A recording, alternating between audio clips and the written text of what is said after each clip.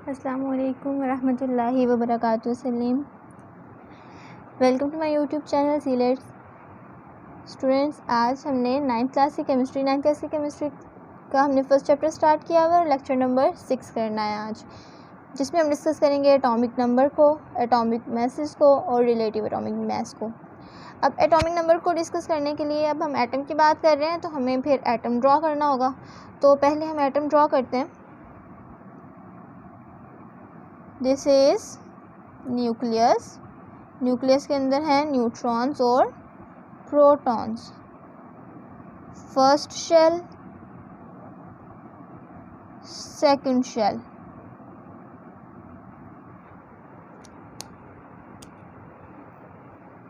इनके अंदर हैं इलेक्ट्रॉन्स रिवॉल्व कर रहे हैं। अब जहाँ तक एटॉमिक मास और एटॉमिक नंबर की बात है तो वो सिर्फ और सिर्फ इसके सेंटर तक है, न्यूक्लियस तक। वो सब कुछ डिपेंड करता है न्यूक्लियस पे कि एटॉमिक नंबर क्या होगा और एटॉमिक मास क्या होगा। Atomic number, the number of protons,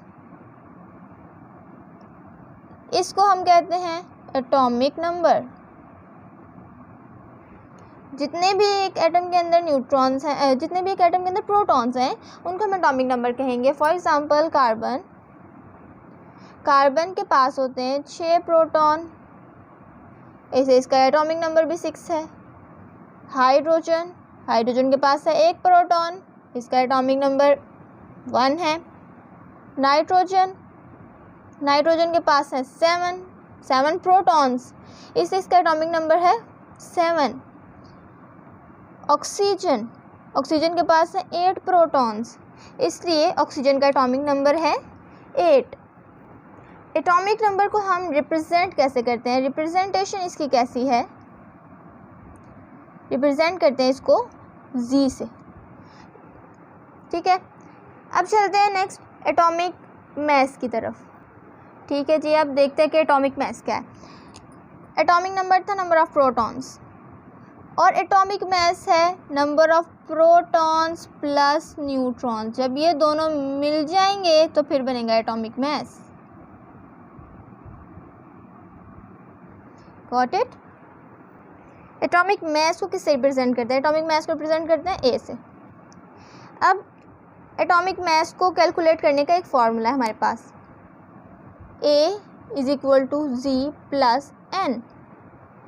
ए हमें पता है एटॉमिक मास है, जी पता है एटॉमिक नंबर है। What is an?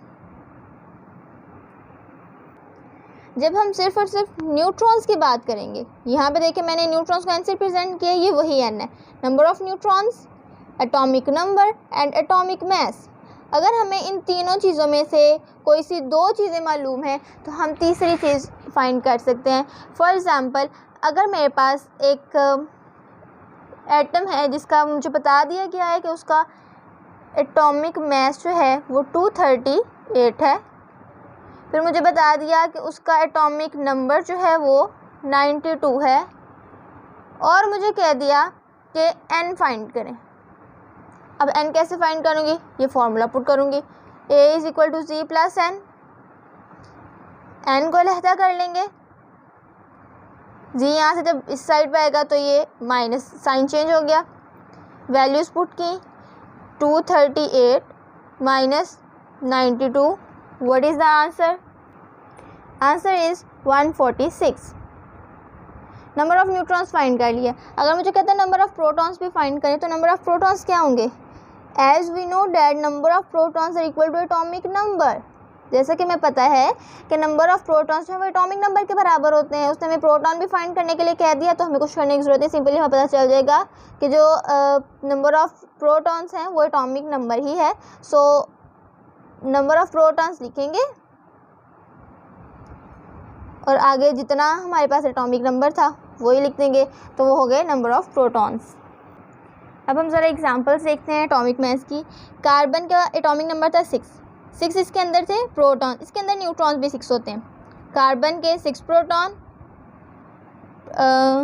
यहाँ पे हम ऊपर लिख लेते हैं नंबर ऑफ प्रोटॉन और यहाँ पे लिख लेते हैं नंबर ऑफ न्यूट्रॉन्स। कार्बन के पास 6 प्रोटॉन्स हैं, 6 ही न्यूट्रॉन्स हैं, इसलिए इसका एटॉमिक मास क्या होगा? एटॉमिक मास को हम ए से रिप्रेजेंट करते हैं, तो एटॉमिक मास इसका होगा 6 + 6 12। हाइड्रोजन, हाइड्रोजन का एटॉमिक नंबर 1 है, लेकिन इसके पास न्यूट्रॉन कोई नहीं है। अगर इसके पास कोई न्यूट्रॉन नहीं है तो फिर इसका एटॉमिक मास क्या होगा? 1 1 + 0 = 1। Nitrogen, nitrogen has 7 number of protons, 7 number of neutrons, so finally its atomic mass will be 14। अच्छा जी, अब जब हमने लेक्चर नंबर 4 में डिस्कस किया था ना एलिमेंट्स को डिस्कस करते हुए हमने कहा था कि एलिमेंट्स जो हैं वो ऐसे एटम्स से मिलकर बने हैं जिनके अंदर नंबर ऑफ प्रोटॉन्स सेम होते हैं, जिनके अंदर नंबर ऑफ प्रोटॉन सेम होते हैं। यानी कि इसका क्या मतलब हुआ कि उनकी क्या चीज़ सेम होती है? एटॉमिक नंबर सेम होता है या एटॉमिक मास सेम होता है? एटॉमिक नंबर सेम होता है, क्योंकि हमने नंबर ऑफ प्रोटॉन्स यही कहा कि एटॉमिक नंबर है। इसलिए अब सारे एलिमेंट्स जो हैं वो एक जैसे एटम से मिलकर बनेंगे जिनका सेम एटॉमिक नंबर है, जिनके अंदर सेम नंबर ऑफ प्रोटॉन्स है। तो इसलिए फिर इनका जो एटॉमिक नंबर है ना, उस एलिमेंट का, एक पूरे एलिमेंट का एक स्पेसिफिक एटॉमिक नंबर होगा ना। क्योंकि फॉर एग्जांपल हम ले लेते हैं हाइड्रोजन का एलिमेंट, तो उसमें सारे एटम्स हाइड्रोजन के हैं, तो सारे हाइड्रोजन के एटम्स का एटॉमिक नंबर क्या है? एटॉमिक नंबर 1 है सारे हाइड्रोजन के एटम्स का। तो इसका मतलब कि ये जो है एटॉमिक नंबर हर एलिमेंट का डिफरेंट होगा। तो जब हर एलिमेंट का अपना एटॉमिक नंबर होता है तो फिर हम एटॉमिक नंबर को कह देते हैं आइडेंटिफिकेशन नंबर।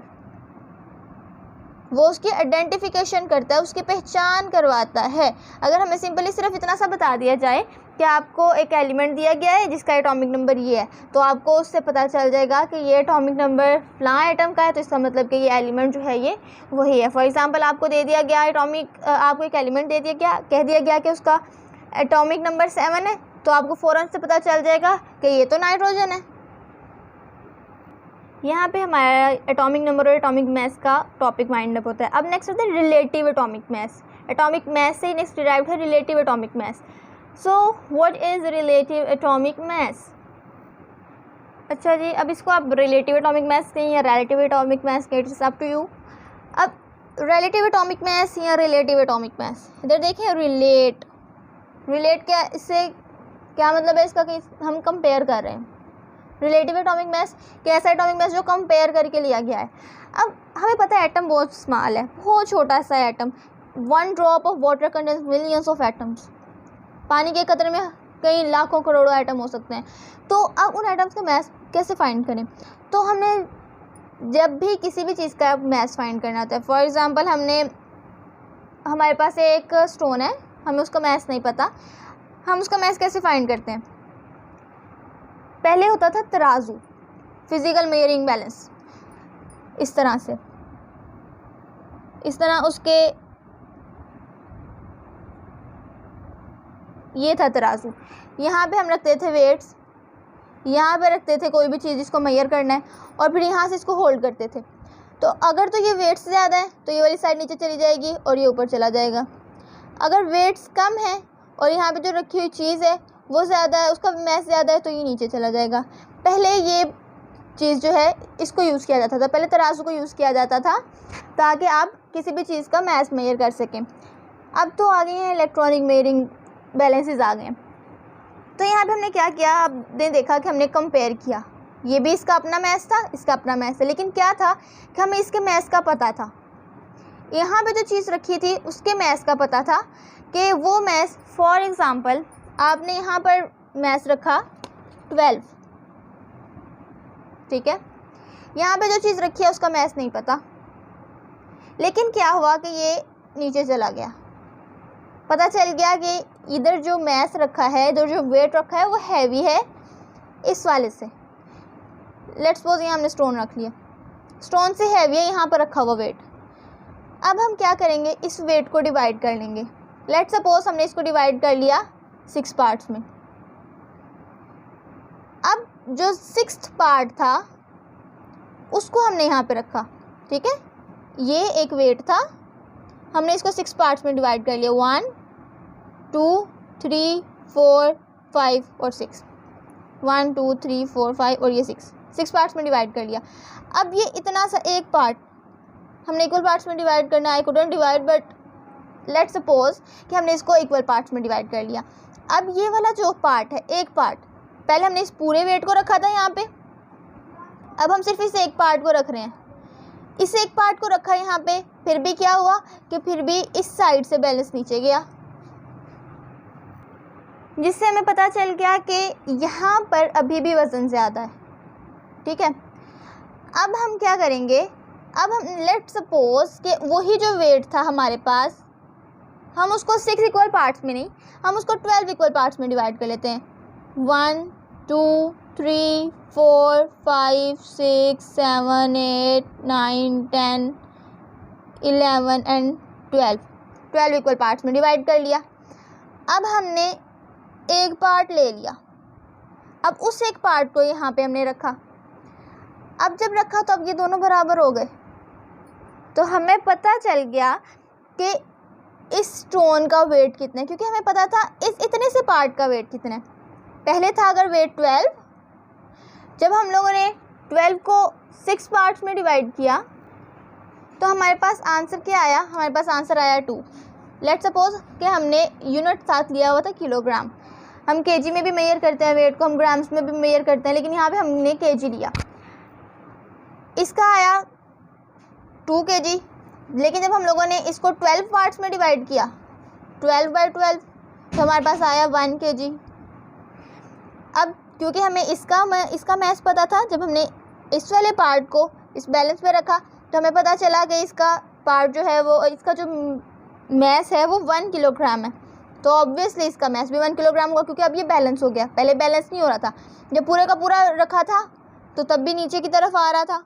जब हम लोगों ने इसको 6 पार्ट्स में डिवाइड करके तो छठा हिस्सा रखा तो भी इस साइड से नीचे आ रहा था। अब हमने 12 हिस्सों में डिवाइड कर दिया और उनमें से एक हिस्सा यहाँ पे रखा, अब ये दोनों बराबर हो गए, क्योंकि हमें जो एक हिस्सा रखा था उसका मैस पता था 1 किलोग्राम, तो हमें स्टोन का मैस भी पता चल गया 1 किलोग्राम। अब आप ले लें, अब हम आ जाते हैं एटम्स की तरफ। ठीक है, इसी तरह हमारे पास है कार्बन 12। इसी तरीके से देखिए, हमने स्टोन का मैस हमें नहीं पता था, लेकिन हमें कैसे पता चला, जब हमने इसे कंपेयर किया। सेम इसी तरह से हम एटम्स का मैस भी फाइंड करते हैं। For example we have carbon 12 atom. ठीक है, हमारे पास ये एक कार्बन 12 एटम है, इसका मैस हमें पता है। हमने फाइंड करना है एटॉमिक मैस हाइड्रोजन का नहीं पता है, तो बिल्कुल जिस तरह से हमने यहाँ पे वेट रखा था और यहाँ पे स्टोन रखा था, हम कार्बन 12 को इधर रख लेंगे, हाइड्रोजन को इधर रख लेंगे और हम मेजर कर लेंगे। तो इस तरह से जो हमने मैस फाइंड किया उसे हम कहते हैं रिलेटिव एटॉमिक मैस। अब आते हैं हम इसके यूनिट की तरफ। तो जिस तरह से हमने यहाँ पे इस वेट को 12 हिस्सों में डिवाइड किया था, हमने कार्बन 12 को 12 हिस्सों में डिवाइड किया, तो अब इसका जो 1/12 पार्ट है, 1/12 पार्ट जिसको हम यहाँ पे रख के उसके साथ हाइड्रोजन को कंपेयर करके मेजर करते हैं मैस को, तो ये जो 1/12 पार्ट है ये एक ही यूनिट है। ठीक है, 1/12 पार्ट एक यूनिट है। तो हमने जब भी मैस फाइंड करना है इसके साथ कंपेयर करके हमने हाइड्रोजन का मैस फाइंड कर लिया, तो जो भी मैस आएगा वो हम एटॉमिक मैस यूनिट में लेंगे, AMU, एटॉमिक मैस यूनिट। जिस तरह इसका है किलोग्राम, इस तरह एटॉमिक मैस यूनिट जो है वो एटॉमिक मैस का यूनिट है।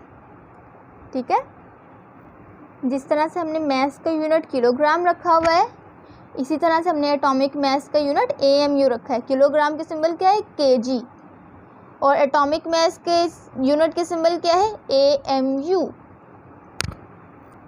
तो यहाँ पे आपको एक चीज़ पता चल गई कि 1 AMU is equal to 1/12 mass of carbon, 1/12 mass of carbon 12 isotope. अच्छा, यहाँ पे हम लिख रहे हैं कार्बन 12 आइसोटॉप। कार्बन 12 आइसोटॉप क्या है, एक एलिमेंट जो है उसकी डिफरेंट टाइप्स होती हैं।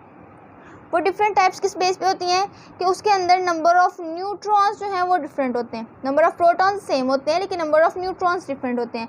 जैसे कि एक कार्बन के पास जो है उसके पास हैं 6 नंबर ऑफ़ न्यूट्रॉन्स, दूसरे कार्बन के पास हैं लेट्स सपोज दूसरे कार्बन के पास 8 न्यूट्रॉन है। तो अब जो है क्या होगा कि उनके नंबर ऑफ़ प्रोटॉन सेम रहे, नंबर ऑफ़ न्यूट्रॉन्स बदल गए। तो जब नंबर ऑफ़ न्यूट्रॉन्स बदल गए, एटॉमिक मास जो था वो एटॉमिक नंबर यानी प्रोटॉन और न्यूट्रॉन दोनों से मिलकर बनता है एटॉमिक मास। तो अगर नंबर ऑफ़ न्यूट्रॉन बदल गए तो यानी एटॉमिक मास बदल गया। तो एक ही जैसा एलिमेंट होता वो कार्बन ही है, लेकिन क्या है कि दो कार्बन के अंदर जो है वो नंबर ऑफ़ न्यूट्रॉन डिफरेंट है। तो कोई कार्बन 12 होता है, कोई कार्बन 14 होता है, ठीक है। तो इनमें ये 12 क्या है, मास है, एटॉमिक मास हम बताते हैं इसको। तो जिनमें नंबर ऑफ़ न्यूट्रॉन्स डिफरेंट हों, बाकी सारी चीज़ें सेम हों, जैसे प्रोटॉन्स उतने ही हैं, दोनों में सेम है, इलेक्ट्रॉन्स दोनों में सेम है, सिर्फ नंबर ऑफ़ न्यूट्रॉन्स डिफरेंट है, तो ये होते हैं आइसोटॉप्स। तो हमने कौन सा आइसोटॉप यूज़ किया एज स्टैंडर्ड, जो स्टैंडर्ड हमने सेट किया, हमने सेट किया कार्बन 12 आइसोटॉप को स्टैंडर्ड के तौर पे सेट किया। अच्छा, अब यहाँ पे क्वेश्चन रेज होता है कि हमने सिर्फ कार्बन 12 को ही क्यों स्टैंडर्ड के तौर पे यूज़ किया, किसी और को क्यों नहीं यूज़ किया। तो इसका आंसर ये है क्योंकि कार्बन 12 जो है वो ज़्यादातर कंपाउंड्स में पाया जाता है। इस वर्ड के ज़्यादातर कंपाउंड्स जो हैं वो कार्बन 12 से मिलके बने हैं, इसलिए कार्बन 12 को हमने स्टैंडर्ड के तौर पे यूज़ किया है। तो जब हमने फिर एक AMU को कंपेयर किया हमने ग्राम्स के साथ कि AMU जो है वो कितने ग्राम्स के बराबर होता है, जैसे हम कहते हैं कि 1 किलोग्राम जो है उसके अंदर कितने ग्राम्स होते हैं, इस तरह हम बात करें कि एक AMU जो है वो कितने ग्राम्स के बराबर होता है।